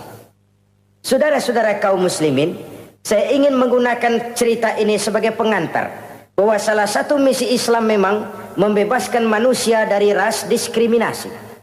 Nabi menyatakan, innallaha la yanzuru ila suwarikum wa amwalikum, walakin yanzuru ila qulubikum wa a'malikum. Sungguh Allah tidak melihat tampangmu, Allah tidak melihat potonganmu, Allah juga tidak melihat hartamu. Yang Allah lihat adalah hati dan amal perbuatanmu. Islam membebaskan manusia dari ras diskriminasi. Dari manapun orang datang, apapun warna kulitnya, dari suku apapun ia dilahirkan, akidah mengikatnya dalam satu persaudaraan yang mesra, persaudaraan Islam. Nilai manusia dengan demikian bergantung kepada ketakwaannya. Takwa, seperti kita tahu, adalah bahasa Quran yang sudah menjadi bahasa kita. Sedemikian sering kalimat ini dipakai, sampai-sampai ia mengalami pergeseran dari arti yang sebenarnya. Takwa, sejauh yang kita baca dari peninggalan para ulama kita, mempunyai konotasi imtithalul awamir wajtinabun nawahi. Melaksanakan seluruh yang diperintah Allah dan meninggalkan semua yang dilarangnya. Apa perbedaan prinsipnya? Kalau melaksanakan perintah itu sesuai dengan kemampuan, tapi menjauhi larangan itu mutlak. Enak kalau ada ayat jauhilah larangan Allah semampu kamu, enak. Yang semampu kita itu melaksanakan perintah, tapi kalau sudah meninggalkan larangan mutlak, jauhi, tinggalkan. Disitulah nilai ketakwaan seseorang. Ini kan enggak, karena takwa digunakan oleh semua orang, akhirnya artinya bergeser. Semua ngomong takwa. Pejabat kalau dilantik bertakwa, bertakwa, bertakwa, sampai membleh bertakwa. Setelah pelantikan mata takwa ngalor dia ngidul. Harus dikembalikan kepada pengertian asalnya. Takwa itu adalah komitmen seseorang kepada perintah Allah dan komitmen meninggalkan yang dilarangnya sesuai dengan kemampuan. Di situ nilai manusia dalam pandangan Allah. Yang tadi Nabi katakan, Allah nggak lihat potongan kita, Allah nggak lihat harta kita. Yang Allah lihat adalah hati dan amal perbuatan, dan itulah takwa itu. Maha benar Allah dengan firman-Nya yang menyatakan, Inna akramakum indallahi atqakum. Yang paling mulia di antara kamu dalam pandangan Allah adalah orang yang paling bertakwa kepadanya. Sering sekali sekarang ini kalimat agama digunakan untuk maksud yang tidak sama dengan maksud agama. Ya contoh kalimat takwa ini. Atau misalnya kita baca iklan, telah berpulang ke rahmatullah dengan tenang. Kalau dengan tenangnya sih boleh dah, mana ada orang mati kelojotan. Tenang. Tapi ke rahmatullah. Rahmatullah itu kan artinya kasih sayang Allah. Kasih sayang Allah itu kan surga. Kalau bajingan mati, enggak ke rahmatullah pulangnya. Kalau mau jujur mestinya telah pulang ke neraka. Kalau mau jujur, kalau mau pakai bahasa netral sopan, telah berpulang. Begitu sajalah. Pulang kemana? Ya sesuai dengan amalan dia. Tapi kita kadang salah kaprah menggunakan kalimat rahmatullah untuk yang tidak baik. Termasuk di dalamnya penggunaan kalimat takwa ini. Padahal disinilah nilai manusia dalam pandangan Allah. Kalau manusia dinilai dari potongannya, oh bintang film nomor 1 masuk surga. Kalau manusia dinilai dari hartanya, konglomerat nomor 1, kita mau belakangan, buncit banget gitu. Allah maha benar. Yang paling mulia di antara kamu dalam pandangan Allah, yang paling bertakwa kepadanya. Nah, apa sih sifat-sifat orang takwa itu? Ini yang akan kita bicarakan pada pertemuan kali ini. Berangkat dari surah Al-Baqarah ayat 3 sampai dengan ayat 5. Kita akan melihat 5 tanda orang-orang takwa itu. Apa dia? Pertama, allazina yu'minuna bil ghaib. Orang yang bertakwa adalah orang yang beriman kepada hal-hal yang gaib. Kita tahu bahwa yang ada ini kan cuma 2 saja pada hakikatnya. Pertama Allah dan yang kedua alam. Allah adalah apa yang selain alam. Yang selain alam itu ya Allah namanya. Allah itu bukan alam dan alam bukannya Allah. Allah disebut Khalik, alam disebut makhluk. Kemudian alam ini kan ada 2 macam. Ada alam nyata, ada alam gaib. Ada alam syahadah, ada alam gaib. Alam nyata kita sebut dengan alam fisika, dan alam gaib kita namakan dengan alam metafisika. Termasuk dalam alam gaib ini kita wajib beriman. Akhirat, alam gaib, kita percaya akhirat itu ada. Alam kubur, alam gaib, kita yakini keberadaannya. Malaikat, alam gaib. Jin, alam gaib. Setan, genderuwo, memedi, kuntilanak, tuyul. Kita percaya kepada iblis, percaya bahwa iblis itu ada. Kita percaya kepada malaikat, percaya bahwa malaikat itu ada. Dan kepercayaan ini sudah nature. Kalau kita lihat dalam dunia animisme, orang dahulu menyembah pohon sebenarnya kan karena dia percaya bahwa pohon punya kekuatan. Kekuatan itu yang disembah untuk mengharap manfaatnya atau terhindar dari bahaya yang bisa ditimbulkannya. Orang menyembah api karena percaya di balik api itu ada kekuatan. Orang menyembah lautan begitu, orang menyembah gunung begitu. Nah, Islam mengarahkan ini kepada hal-hal yang lebih konkret. Percaya kepada alam gaib. Bahwa di balik alam nyata ini ada alam yang tidak nyata. Apakah itu namanya akhirat, alam barzah, malaikat, jin, itu semua termasuk di dalam alam yang gaib. Orang yang bertakwa, alladzina yu'minuna bil gaib. Dia percaya kepada yang gaib-gaib itu. Percaya tentang adanya. Bukan percaya kepada iblis lalu ngikutin si iblis, bukan. Kita percaya yang namanya iblis itu ada. Setan itu ada, jin itu ada, malaikat itu ada, alam kubur itu ada. Sebagai makhluk yang diciptakan oleh Allah dan Allah sebagai khalik. Baik alam syahadat, baik alam gaib, penciptanya tetap Allah Subhanahu wa ta'ala. Allah menciptakan siang, Allah ciptakan malam, Allah ciptakan yang baik, Allah ciptakan yang tidak baik. Apa perlunya? Ada manfaatnya untuk keseimbangan dalam alam ini. Manusia kan diberikan kebebasan. Bahwa segala sesuatu sudah ditentukan Allah memang, tapi kan tidak diberitahukan ke kita. Alam naj'al lahu 'ainaini wa lisana wa syafatain. Bukankah kami berikan kamu dua mata, dua telinga, lidah? Bukankah kami berikan kamu kemampuan untuk berpikir? Kami berikan tunjukkan dua jalan yang baik, yang tidak baik. Kira-kira, manusia, ini jalan kebaikan, akhirnya akan sampai ke surga. Ini jalan kejahatan, akhirnya akan sampai ke neraka. Silakan kamu memilih. Agar kamu tidak salah pilih, kami berikan otak. Kami turunkan Rasul, kami turunkan wahyu, kami turunkan agama. Kalau sudah semikian komplitnya, masih salah pilih juga, emang dasar rezeki bonyok. Dikasih otak, diturunkan Nabi dan Rasul, diturunkan wahyu, ditunjukkan jalan kebenaran. Malahan kata Imam Mustafa Al-Maraghi, Allah memberikan petunjuk kepada kita itu bertahap. Pertama diberikan yang namanya hidayatul ilham, insting. Insting ini tingkatan dasar yang sangat diperlukan oleh manusia. Kita bisa lapar, kita bisa sedih, kita bisa gembira, kita bisa nangis, kita bisa ketawa. Nggak ada yang ngajarin. Belum pernah saya melihat ada kursus ketawa. Belum pernah.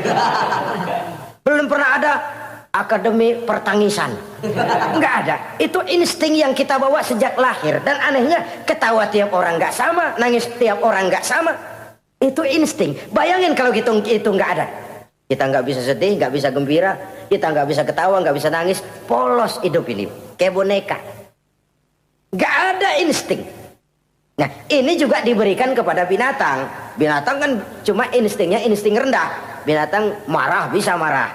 Tapi perasaan mulia binatang nggak punya. Dia pengen dipuji, kan kagak ada binatang. Dia cuma punya perasaan-perasaan rendah. Marah, pengen tahu kebo kita sodok, marah dia. Perasaan rendah, lapar, binatang punya. Kenyang, binatang punya. Tapi perasaan tinggi, binatang nggak punya.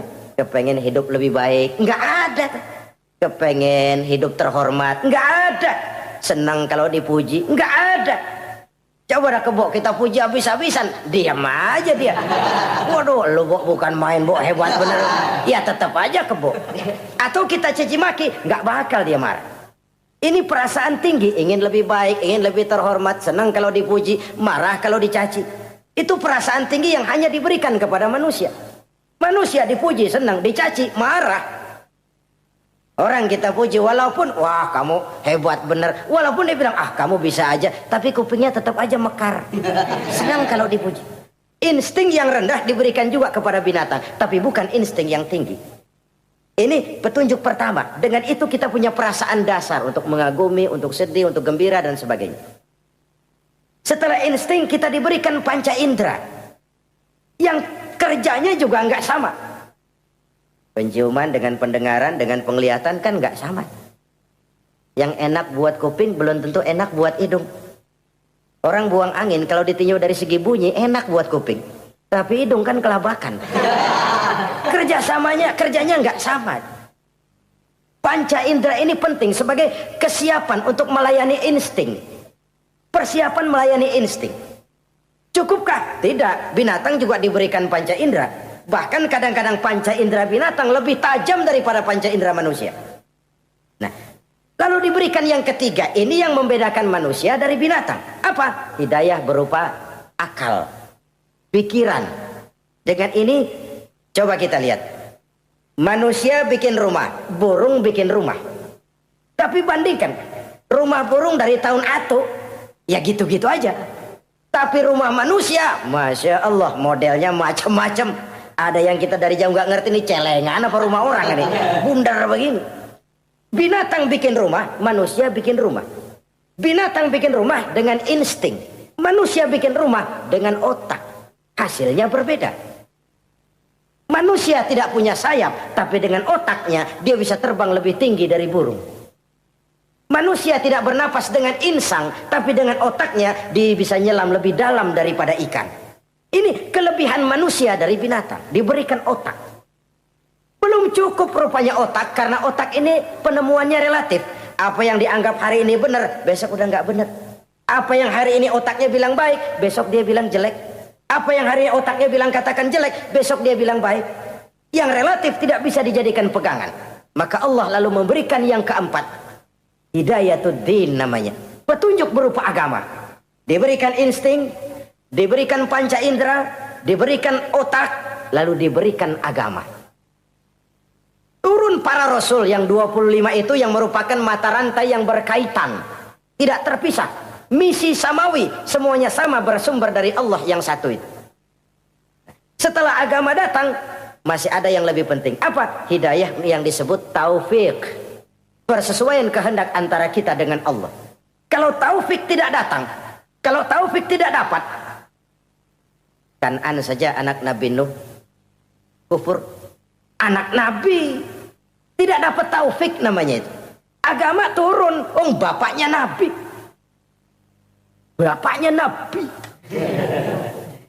Azar, ayahnya Nabi Allah Ibrahim, tidak mendapat taufik. Lalu Abu Jahal, Abu Lahab, pamannya Nabi, tidak mendapat taufik. Lalu istrinya Nabi Lut tidak mendapat taufik. Bayangkan ini, anak Nabi, paman Nabi, bapak Nabi, istri Nabi. Taufik inilah yang hak prerogatif Allah. Insting semua dikasih, panca indera semua dikasih, otak semua dikasih, agama kepada semua diturunkan. Tapi taufik ini hak prerogatif Allah. Lah kita ini bersyukur, ponakan Nabi aja bukan dapat taufik. Tidak sekedar mendengar Islam, mendengar agama, tapi mengikuti agama itu sendiri. Inilah institusi-institusi yang diberikan Allah kepada kita. Jadi kalau sudah begini lengkap, manusia, nih aku kasih, tempuh jalan ini, masih salah juga, dasar sableng.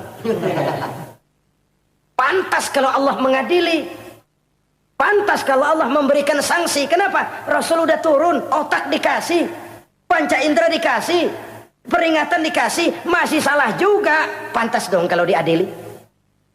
Kecuali kalau Allah nggak nurunin apa-apa. Hidup dah selagu-lagu lu sono. Mau guling, mau gupak, terserah deh. Kalau begitu, lalu ada pengadilan, nggak adil. Ini institusinya lengkap kok. Pantas kalau Allah mengadakan pengadilan di akhirat. Pantas kalau Allah meminta kita pertanggungan jawab. Komplit begini rupa. Nah, termasuk di dalamnya kita percaya kepada yang gaib ini. Bahwa ada yang tidak nyata di balik yang nyata ini. Ada yang kita percaya kebaikannya. Ada yang kita percaya sekedar percaya saja. Kayak setan, iblis, kita percaya adanya. Tapi kan nggak wajib ngikutin. Termasuk mempelajari ilmu-ilmunya setan, ilmu-ilmunya iblis. Tenung, santet, nujum-nujuman, ramal-ramalan, itu kan ilmu-ilmunya setan, ilmu-ilmunya iblis. Belajar saja pun jangan, belajar saja pun nggak boleh, apalagi sampai mengamalkannya. Karena tatkala kita belajar, apalagi mengamalkan, kita sudah bersekutu dengan setan dan iblis. Na'udzubillah summa na'udzubillah. Ini yang pertama. Jadi orang yang bertakwa itu sifatnya yang pertama, dia percaya kepada yang gaib. Di balik yang nyata ada yang tidak nyata.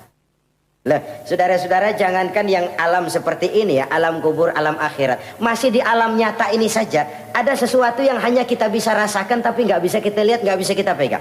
Contohnya angin. Ada tuh, kita rasain tapi kan nggak bisa kita pegang.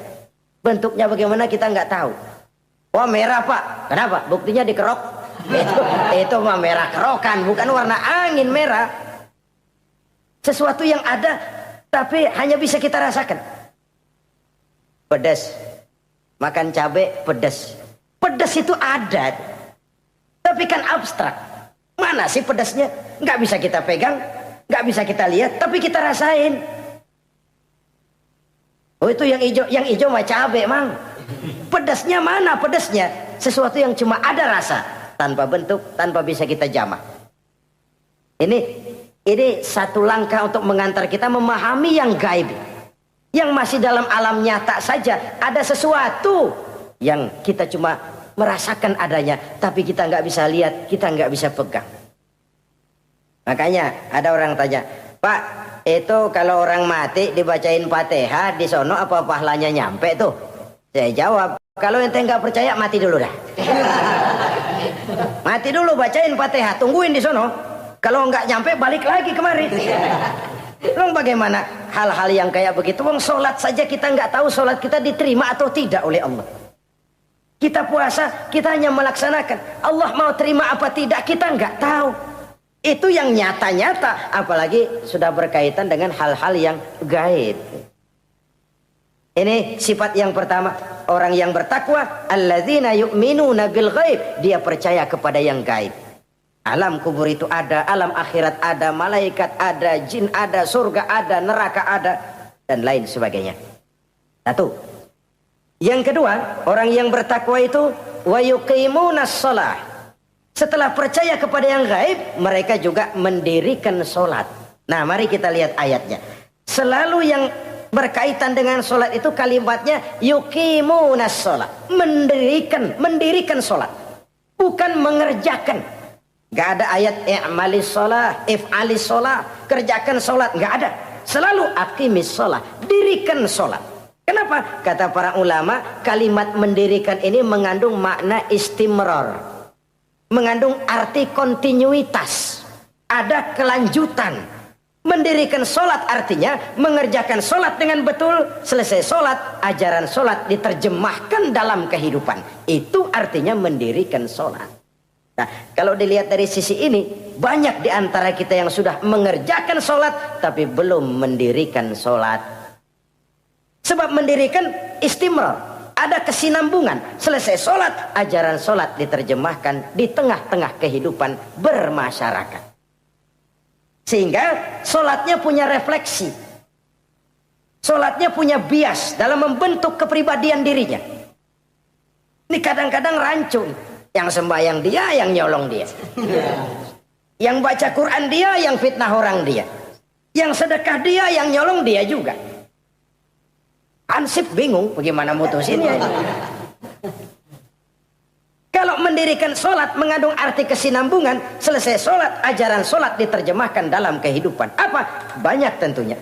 Misalnya sholat melahirkan sikap rendah hati, melahirkan keikhlasan, melahirkan sifat jujur, melahirkan sifat disiplin, dan lain sebagainya.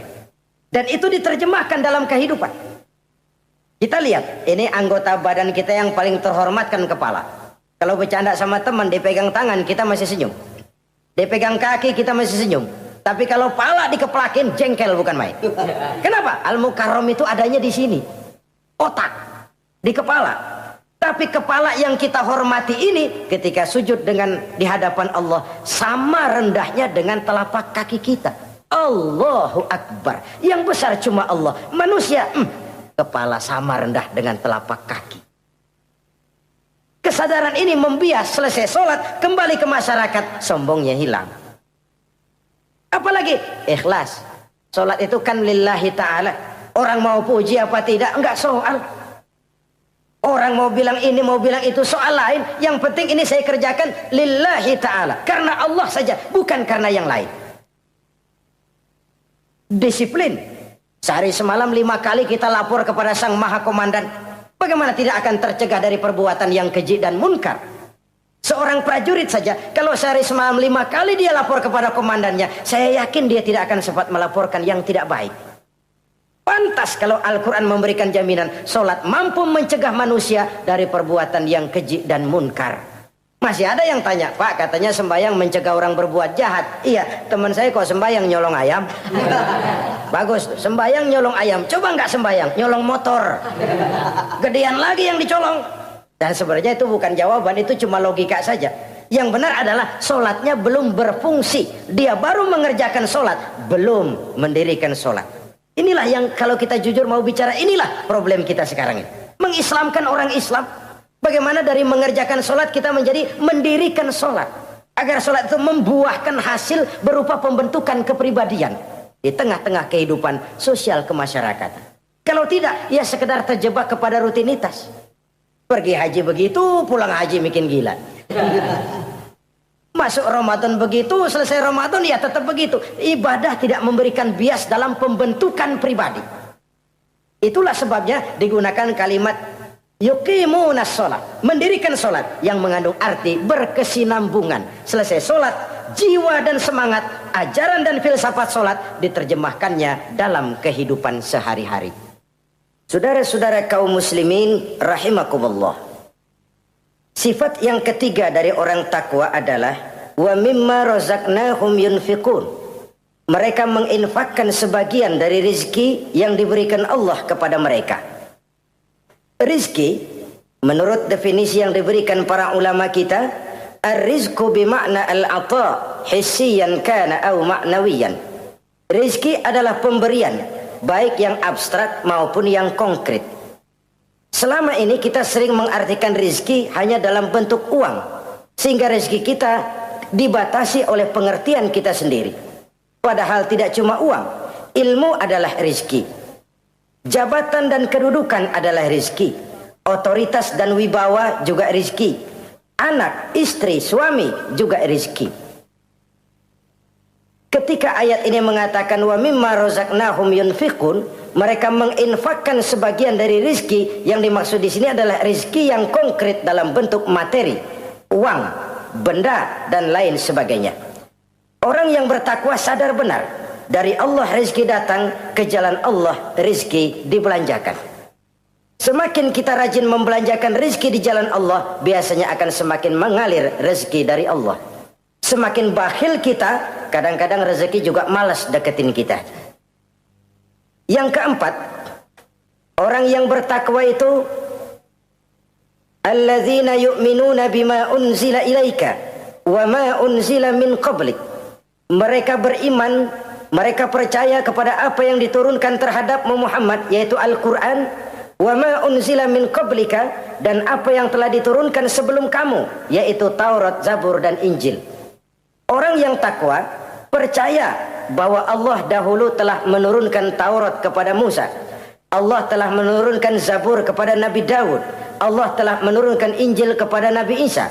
Percaya sekadar percaya, tidak wajib mengamalkan ajarannya. Kita percaya Taurat itu kitabnya Allah, Injil dahulu yang diturunkan kepada Nabi Isa kitab Allah, Zabur kitab Allah. Percaya sekadar percaya, bukan percaya kemudian mengamalkan, bukan. Karena dengan turunnya Al-Quran, maka seluruh kitab-kitab terdahulu sudah tercakup di dalam Al-Quran. Orang yang bertakwa percaya kepada apa yang diturunkan terhadap Nabi Muhammad. Apa itu? Al-Quranul Karim. Bagaimana kepercayaan kita kepada Al-Quran? Bahwa dia kitab suci yang isi dan redaksinya langsung dari Allah, yang kita membacanya beribadah, mengerti atau tidak mengerti artinya. Akan lebih baik setelah bisa membaca, mengerti, kemudian mengamalkannya dalam kehidupan kita. Saudara-saudara, kalau kita adakan konteks ini di mana-mana, modernisasi, globalisasi, kemajuan sering membawa pergeseran nilai. Dulu, ini zaman dulu ya, Waktu listrik belum masuk desa, kita rasakan betul. Kalau masuk kampung berasa banyak orang Islam. Padahal rumah pakai lampu templok, lampu tempel, paling banter, patroma. Tapi kita masuk kampung berasa kok banyak orang Islam. Kenapa? Suara Al-Quran kedengaran dari rumah-rumah. Kenapa? Ada anak-anak muda lagi latihan baca barzanji. Kenapa? Ada patayat, santri-santri wanita lagi baca sholawatan. Kenapa? Nenek-nenek lagi ngapalin sifat 20 sembari nyisik. Wujud artinya ada, maka mustahil Allah. Zaman dulu terjadilah modernisasi, listrik masuk desa. Apa yang kita lihat? Rumah pada terang. Terus televisi main gede-gedean. Lalu radio kaset main kenceng-kencengan. Tergeserlah suara Al-Quran, apalagi sholawatan, apalagi barzanjian. Apa tidak boleh? Ya boleh saja. Apa tidak bagus? Ya bagus saja. Tapi kalau harus menggeser, apalagi menggusur nilai-nilai positif, itu yang kita prihatin. Kan Nabi mengingatkan, la tattabi'anna sunnana man kana qablakum shibran bi shibrin wa zira'an bi zira'in. Kamu akan ikuti tingkah laku orang-orang sebelum kamu. Cuma ikut-ikutannya nggak berasa. Sejengkal, lalu sehasta, lalu semeter, lalu 3 meter. Begitu enak kamu ikut-ikutan budaya orang lain. Sampai yang kamu ikuti masuk lubang biawak, kamu akan masuk juga ke dalamnya. Inilah kehidupan kita, inilah kehidupan anak-anak kita. Jujur mereka lebih kenal Valentine Day daripada Muharram. Anak-anak kita, anak-anak muslim kalau kita menghitung Muharram sampai Zulhijjah nggak hafal. Kalau Januari sampai Desember anak-anak kita bangun tidur hafal. Muharram sampai Zulhijjah jangan anaknya, bapaknya keder. Kita hanyut oleh budaya-budaya yang ya bukan saya katakan bukan tidak baik. Tapi kalau harus menggeser apalagi menggusur yang ada kaitannya dengan nilai agama, ini kan ironi. Ikut-ikutan kita sejengkal, semeter, sampai yang diikutin masuk lubang biawak, udah kadang asik ikut ya ikut juga nyemplung ke dalamnya. Orang sering katakan mula-mula dari nama dulu nih yang kagak begitu kelihatan pengaruhnya. Mula-mula malu pakai nama yang berbau Quran, malu pakai nama yang berbau Islam. Dari nama nanti dia pindah ke pakaian, dari pakaian dia pindah ke pergaulan. Kalau sudah pindah ke pergaulan dikhawatirkan pindah agama pun nggak terasa. Wah, semua agama sama, semua agama bagus. Lalu bagaimana? Bagaimana musimnya aja. Ironi, menyedihkan, memilukan, bahkan memalukan. Yang tidak boleh kan fanatik kepada guru, yang tidak boleh kan fanatik kepada suku. Kalau kepada agama fanatik itu wajib, dalam arti bukan sempit, berpegang teguh kepada agama. Satu sikap yang wajar bahwa penganut suatu agama menganggap cuma agamanya yang benar. Itu sikap setiap penganut agama. Orang Kristen begitu, orang Hindu begitu, orang Buddha begitu. Kenapa kalau orang Islam begitu lalu dianggap ekstrim? Sebagai Muslim saya yakin cuma Islam yang benar. Kristen juga akan bilang begitu. Kristen yang benar, Buddha juga akan bilang begitu. Ini fanatisme dan wajar penganut suatu agama menganggap cuma agamanya yang benar. Yang lain juga bersikap begitu. Tapi kalau Islam saja yang bilang ekstrim katanya. Dunia internasional sendiri kadang-kadang kalau sudah ekstremis, teroris, kok cepat sekali alamatnya ke Islam. Saudara-saudara kaum muslimin, rahimakumullah. Saya kembali kepada soal kita. Begitu enak kamu ikut-ikutan, yang kamu ikuti masuk ke lubang biawak, kamu akan ikut juga masuk ke dalamnya. Maka hati-hati bergaul. Maka hati-hati memilih teman. Maka baik teman pergaulan, lebih-lebih teman hidup. Karena orang sering bilang cinta itu love is blind katanya ya. Cinta itu kotok. Cinta itu buta. Cinta itu lamur. Nggak bisa bedain coklat. Nggak bisa bedain yang lain-lain. Orang sering kehilangan pertimbangan. Demi cinta akidah terjual. Demi cinta akidah tergadai.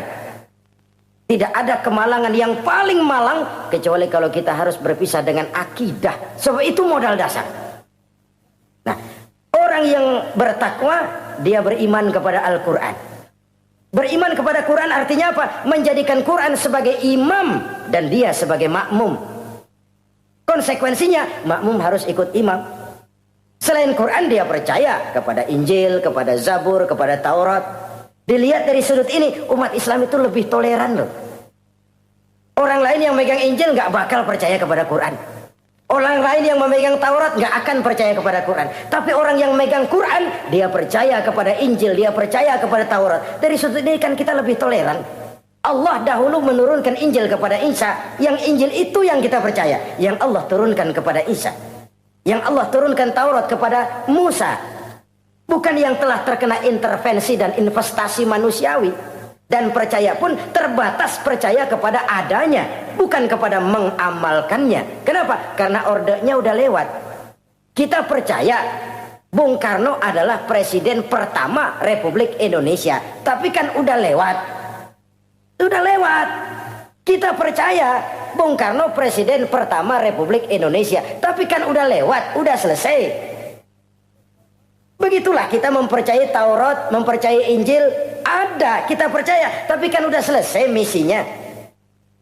Yang berlangsung sampai akhirat nanti adalah Al-Quranul Karim. Orang yang bertakwa meyakini itu. Ini yang keempat. Yang kelima, wabil akhirati hum yuqinun. Mereka yakin, orang bertakwa ini, kepada adanya akhirat. Kalau itu kan gampang, semua orang juga yakin. Loh, bukan sekedar yakin, sekedar percaya. Yalah, percaya kepada Allah, percaya kepada akhirat, pokoknya percaya. Bagaimana? Ya begitu, pokoknya percaya.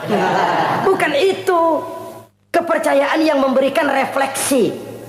Iya ya, akhirat ada. Ada hidup sesudah mati, ada akhirat sesudah dunia. Saya memang benar kepengen cepat kaya, tapi kalau nipu orang nanti di akhirat bagaimana? Ini loh. Saya memang benar kepengen cepat naik pangkat, tapi kalau mesti jilat atas injak bawah, sikut kiri kanan, teman jadi lawan, lawan jadi teman, di akhirat saya bagaimana? Ini loh percaya akhirat itu. Saya memang benar kepengen cepat kaya, tapi kalau makan renten nanti di akhirat bagaimana? Kepercayaan yang mewarnai gerak kehidupan. Kalau percaya sekedar percaya, yang buta campur budak juga percaya akhirat ada. Tapi kan kepercayaan yang memberikan refleksi, mewarnai gerak hidup kita. Loh, enggak gitu. Orang yang percaya akhirat itu gayanya enggak gitu. Orang yang percaya akhirat itu sikapnya enggak gitu. Orang yang percaya akhirat jalannya enggak gitu. Orang yang percaya akhirat ngomongnya enggak asal ngomong. Kepercayaan yang memberikan refleksi terhadap gerak hidup. Nah, ini refleksi dari sifat-sifat takwa. Saudara-saudara, kalau itulah sifat-sifat orang takwa, lalu terhadap mereka yang takwa ini, karunia apa yang diberikan Allah? Apa keutamaan mereka? Mari kita kutip beberapa ayat. Pertama, ini janji Allah ya. Wa may yattaqillaha yaj'al lahu makhraja. Siapa yang bertakwa kepada Allah, maka ia akan diberikan jalan keluar dari segala macam kesulitan. Masya Allah. Orang takwa itu kan orang yang dekat dengan Allah. Kalau sudah dekat dengan Allah, everything is running well. Apa yang nggak selesai? Impossible, kata otak. Tidak mungkin, kata rasio. Mana bisa menurut kebiasaan. Tapi orang yang takwa selalu saja ada jalan keluar. Selalu diberikan Allah jalan keluar. Ini yang faktor yang irasional, faktor yang non komputer, faktor yang samawi. Allah yang mau, ada saja jalan keluar. Coba. Waktu terjadi peristiwa hijrah, Masya Allah. Rasulullah itu sudah dikepung rapat rumahnya, pagar betis. Jangan manusia, tikus saja nggak bisa lewat. Rapat di pagar betis. Kesepakatan sudah jelas, membunuh Muhammad bersama-sama. Apa yang terjadi? Ketika Nabi keluar, buka pintu. وَجَعَلْنَا مِنْ بَيْنِ أَيْدِيهِمْ سَدًّا وَمِنْ خَلْفِهِمْ سَدًّا فَأَغْشَيْنَاهُمْ فَهُمْ لَا يُبْصِرُونَ. Di depan, belakang, di kiri, kanan mereka kami jadikan dinding. Kami butakan mereka. Mereka enggak lihat Muhammad keluar dari rumahnya. Allah berikan jalan keluar. Padahal Quraisy siaga satu, pita merah, apel siap, mata menteleng, Nabi lewat enggak kelihatan. Persis ikan bandeng. Ikan bandeng kan melotot, colok diam aja. Enggak lihat apa-apa. Yaj'al lahu makhraja. Allah berikan jalan keluar dari berbagai macam kesulitan. Sesuatu yang menurut kita, aduh udah dah, nyerah dah, nggak bisa dah. Tapi orang yang takwa kepada Allah, Allah janji, Allah lah yang janji ini. Yaj'al lahu makhraja. Allah akan berikan jalan keluar dari segala macam kesulitan. Kenapa? Dia dekat dengan Allah. Orang yang kayak begitu yang kita takut itu. Doanya ngebul kata anak-anak. Permohonannya didengar, ratapannya dipenuhi. Allah berikan dia jalan keluar. Ada saja jalan keluarnya. Ini keistimewaan pertama dari orang yang takwa itu. Lah kalau Allah yang ngasih jalan keluar, siapa yang bisa mencegah jalan orang kayak begitu? Di pagar betis lolos. Di Gua Sur Quraisy sampai ke Gua Sur. Mencari Nabi. Kalau mereka nengok aja kelihatan. Apa yang terjadi? Dilalah. Dadakan. Burung bertelur di bibir goa. Laba-laba bikin sarang di bibir goa. Quraisy mikir kalau Muhammad masuk kemari telur berantakan. Rumah laba-laba hancur nih. Nggak mungkin dia ke sini. Cari ke tempat lain. Rumah laba-laba yang rapuh menggagalkan usaha Quraisy yang gagah perkasa. Yaj'al lahu makhraja. Allah berikan jalan keluar.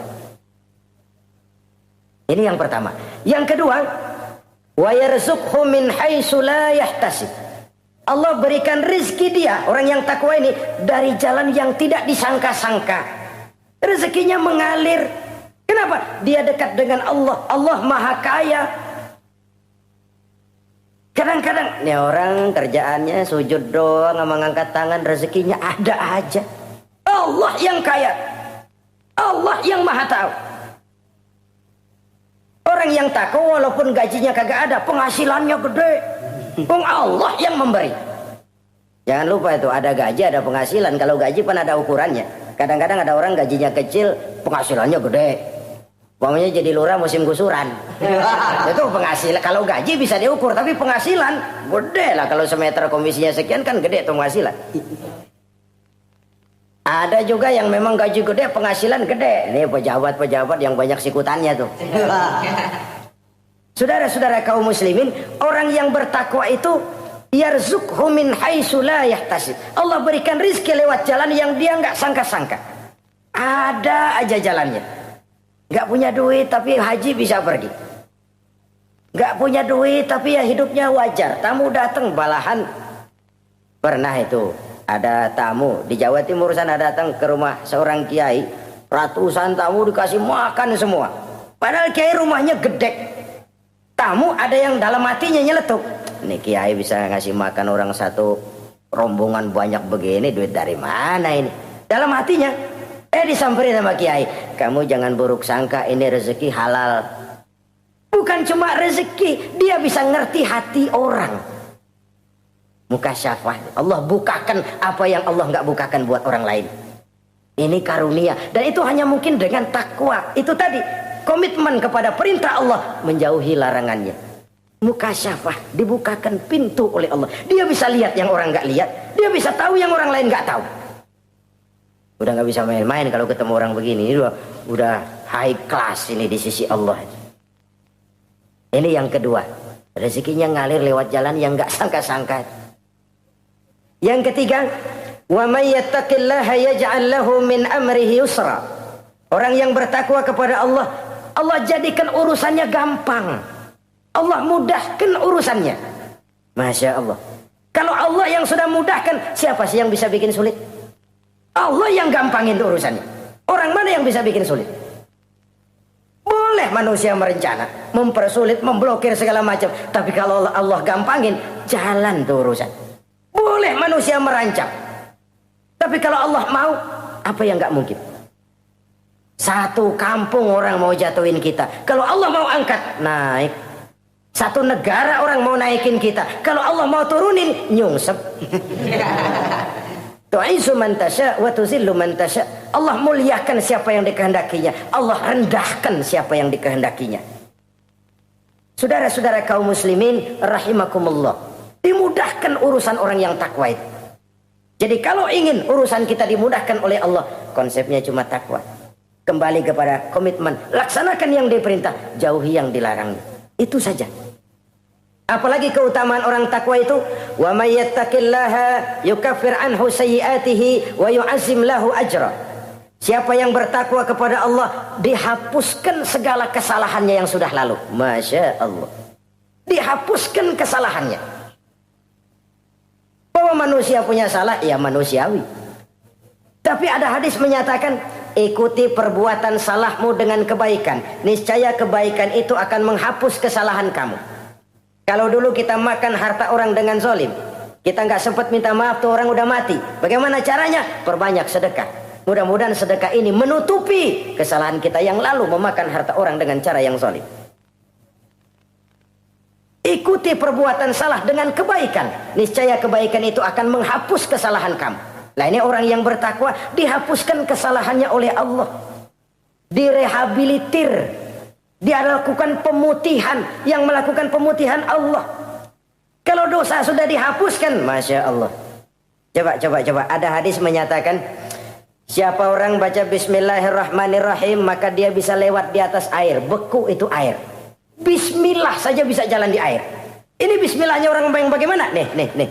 Bismillahnya orang yang bobotnya ringan. Bobotnya ringan, dia bisa jalan di air. Kenapa bobotnya ringan? Dosanya pemutihan. Model kita 16 kali baca bismillah, lewat di empang kelelep aja. Bobot kita kelewat berat oleh lapisan-lapisan dosa. Makin banyak dosa, makin berat bobot. Lalu bagaimana kita mau mendapat kemudahan dari berbagai urusan? Bung, dosa kita berlipat-lipat. Kata Imam Ghazali, hati itu kayak kaca. Bening pada asalnya. Itu kan fitrah. Tiap kali kita berbuat dosa, noda. Plek. Tapi orang yang rajin istighfar, orang yang rajin berbuat baik, noda itu dia bersihin tuh, dia lap, rek. Sehingga kaca ini walaupun dia terkena kotoran, tapi bersih lagi. Kenapa? Rajin dilap, rajin istighfar, rajin berbuat baik untuk menutupi kesalahan. Tapi kalau istighfar tidak berbuat baik berat, itu nanti itu kotoran-kotoran di kaca itu berubah jadi tieng. Tahu tieng? Udah susah diilangin kotorannya, berkarat di atas kaca. Kalau dosa sudah berkarat di hati, susah dihapus, berat untuk taubat, berat untuk melakukan kebajikan, itu sudah kerugian besar buat kita semua. Orang yang baik bukan orang yang tidak pernah salah. Orang yang baik adalah orang yang kalau dia berbuat salah dia sadar, dijadikannya pelajaran untuk tidak diulanginya lagi pada masa yang akan datang. Manusia dalam Islam tidak dilahirkan dengan dosa, tidak. Manusia bertanggung jawab terhadap perbuatannya sendiri-sendiri. Oleh karenanya, apabila kita terjatuh berbuat salah, cepatlah adakan perbaikan. Orang yang bertakwa dihapuskan kesalahannya oleh Allah, dilakukan pemutihan. Ya sama juga televisi lah. Kita dulu udah lupa bayar, kelamaan numpuk. Akhirnya kan kata petugas, yang bulan ini bayar aja dah, yang bulan ini aja dah, yang lain mah pemutihan. Kenapa? Dia sudah lihat kita punya tanda-tanda baik, pengen membayar dengan sebagaimana mestinya. Dari ketakwaan kepada Allah. Lalu wa yu'azzim lahu ajra. Orang yang bertakwa itu diperbesar pahala kebaikannya. Masya Allah. Sudah dosa dihapus, dia diampuni, diputihkan, kebaikannya dilipat gandakan pahalanya.